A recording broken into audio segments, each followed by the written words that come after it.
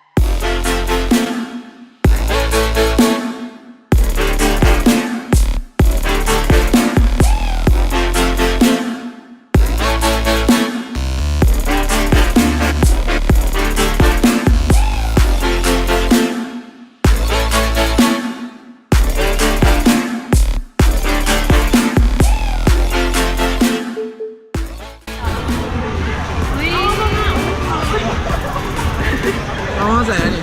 โตเข้า กินได้วันนี้เรามากินข้าวอยู่ห้านหนองคายแต่ว่าเขามากินข้าวอยู่หนองคายเขาเจ้าไรมานั่งที่ฟังคุณการ โคตรใกล้เลยเอาเมนูไม่อย่างเนี้ย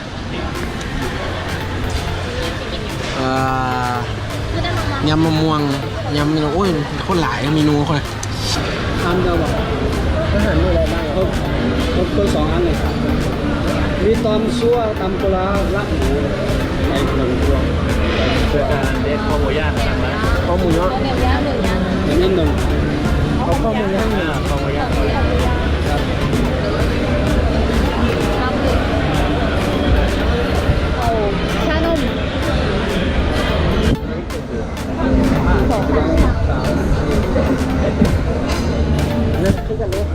เลยอ่ะไอ้ชานมเลยอ่ะโค้ก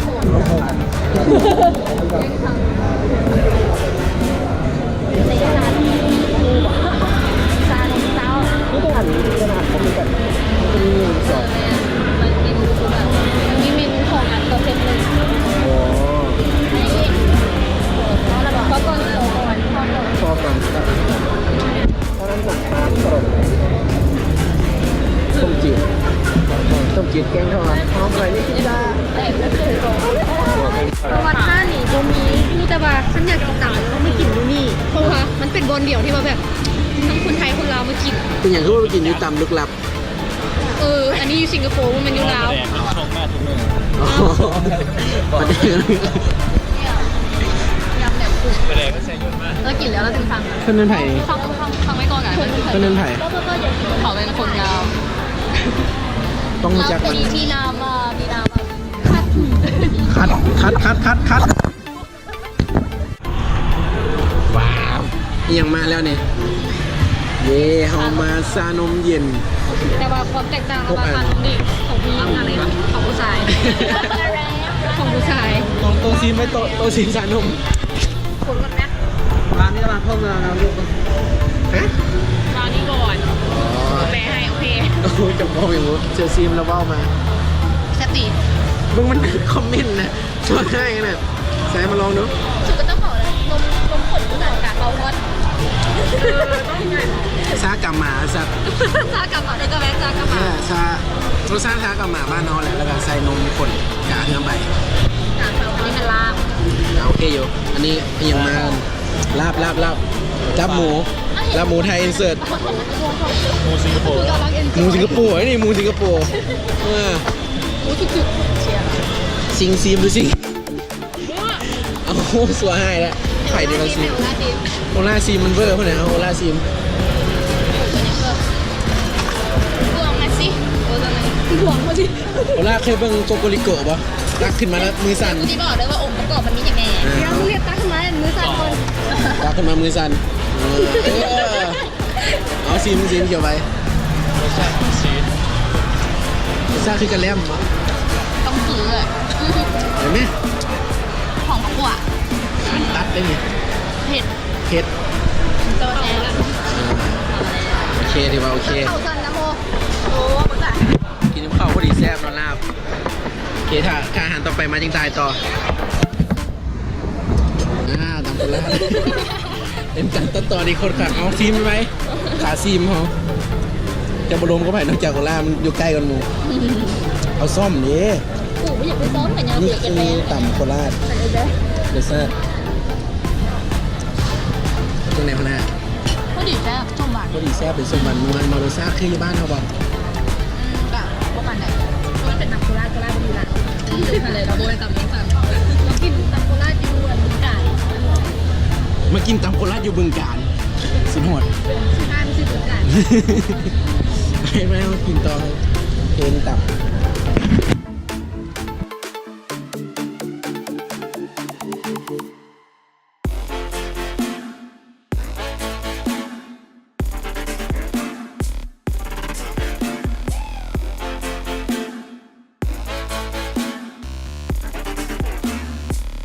นี่คือซากที่เหลือของอาหารทั้งหมดผลงานของสามมนุษย์นี้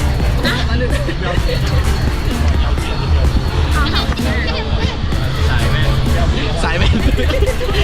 เฮ้ยมันแยกฟังกันนะนั่นสามคนแว่นเลยนะเบื้องนี้สามคนโมยแว่น เอาไอ้ซี่เจ้ากระบอกอยู่ในแม่ คนตาดีเนี่ย ว้าวตลอด ไอ้ซีจะเป็นคนบ้านไหน ไปเจอก่อนสมการ เจ้าก็สมมุติว่ามันก้อนแบทอย่างบางอย่าง เจอเจ๊ไปไปว่าท้าไปจนเลยที่เพียอะไร ไปเจอกันไหมเบอร์เกือบ เอาอยู่ชายหาดอีกนี่กำลังจะไปกินไอซ์แลบ ไอ้แหลม ไป ไม่ เจ อยา อกโอป้า อยู่ฮั่นบิงซูหรือว่ากะแลมฟูดของเกาหลีของเกาหลี มิงซูไปลาวยัง เอากำลังเคยเบิร์กโอปป้า ฮานี่มียมยังหยัง ย้อนมามันมี operating แบบชั่วโมงของสับลาวมันมีเวลาคนเสิร์ฟของคนของผู้หญิงกับของผู้ชาย การนำเสนอ แล้วมันก็มีลายเซ็นพร้อม แล้วแบบคนเสิ ลาย ร์ฟ เซ็นลายเซ็นหน่อย สิคนเสิร์ฟจริงสิ ใช้มือเดียวตัวน่ะ คักเนาะ มี สัก ลาย พั เซ็ นั้น น สิ มี ไป ลายเซ็นในโซน แล้ว นะ เขาสิเอาอย่างไป อ๋อเดี๋ยว เอารถไฟ มาแล้วรถไฟ มา มา แล้ แล้ว ว รถไฟนี่เนาะ ผู้มีคน โอ้ดีเลยมีคนจีสิได้นอนนาง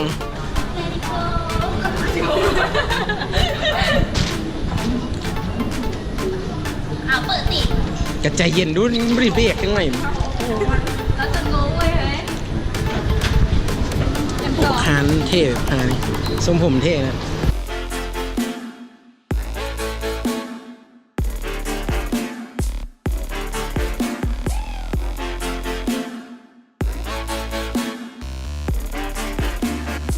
มาแล้ว เพราะว่าไปจุ่มเขาที่คือหาที่ถ่ายเลยไม่ทำ ไอสลับ ไม่เหลือสว่าง ไปเข้าไป มันดูเป็นท้อสายเลย เข้าไป มันเป็นอย่างคือบอลเปิดแควเลยนะ กินแล้วก็มาใส่ใส่ใส่เหมือนกันแล้ว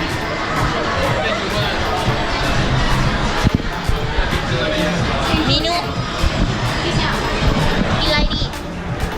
นี่อย่างก็ได้ดีไปแซ่บ เอาธรรมดาก่อน ๆเนี่ยมันเขียนว่าเบสเลย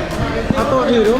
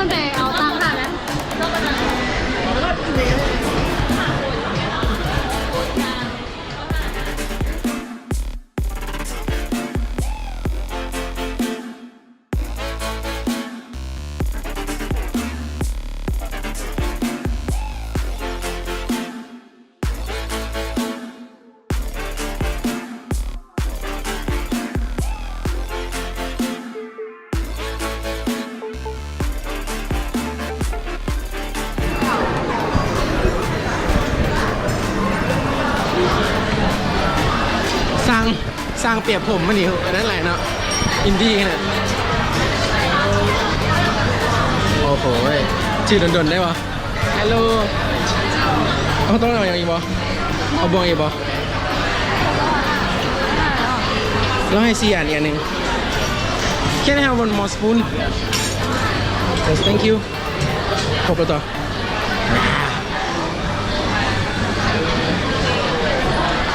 โตโตโตโตโตโตโตโตโตโตโตฮัลโหล ใครพูดกัน ไม่ได้เหรอเล่นมันวายดิเด้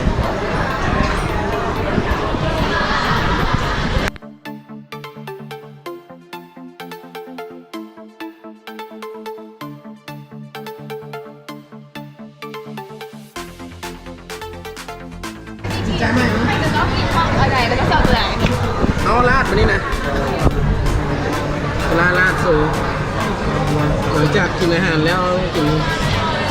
ไป สู้ ไป ลงเลยเบิ้งโอ้สู้ให้ตาหาเลย ปวดอีเนี่ยว้าว ทุกเมคค่ะ อันนี้พ่ออันนี้พ่ออันนี้พ่อ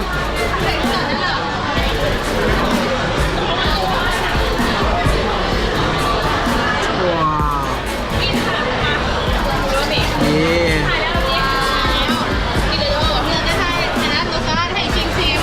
ชิมไหม เจ้าแม่ของวานไง ต้องแปลงหน้าอีกวะ เดี๋ยวมันยังไม่อยากหัว อย่าลืมมือสั่นอย่าลืมมือสั่น บรรยายรสชาติสิลูก แบบ เป็นยังไงบอกหมอสิ แบบเบอร์เลย เวอร์เวอร์เวอร์เวอร์ เวอร์ เอาละซิมนี่ดู ช็อกโกแลตต้องชะนีมาให้รู้สัน ซีต้องมองให้ซีสแมน หนาคนมีความสุข อุ้ยค่ะโอวันติน เดี๋ยวในกระยาแล้วคนเบิ่งเอาไปนั่งเบิ่งเขาว่าจะดีกว่าทานั่งคนอยู่เบื้องนั้นไปซีจับเอาบ่วงไหม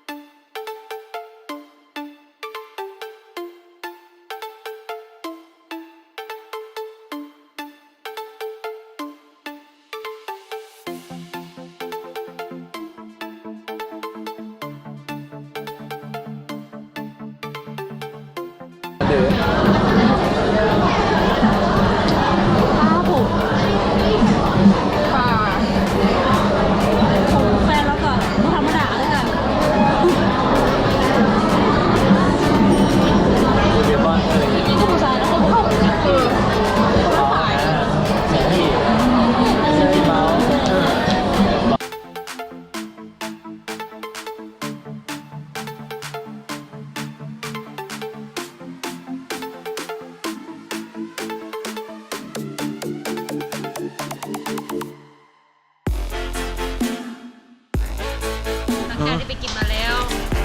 ทานกันแตกประมาณนี้ ตอนนี้ อิ่มแพงเขาฮอดบ้านเขาแล้ว โอ้ยตาย อิ่มจังตังหาย ตังหายเลยครับอิ่มจัง โอเค กระเป๋าว่างจัง ในจื่นไม่กินหน้าบ๊ายบาย บ๊ายบายพี่ญาติ ดี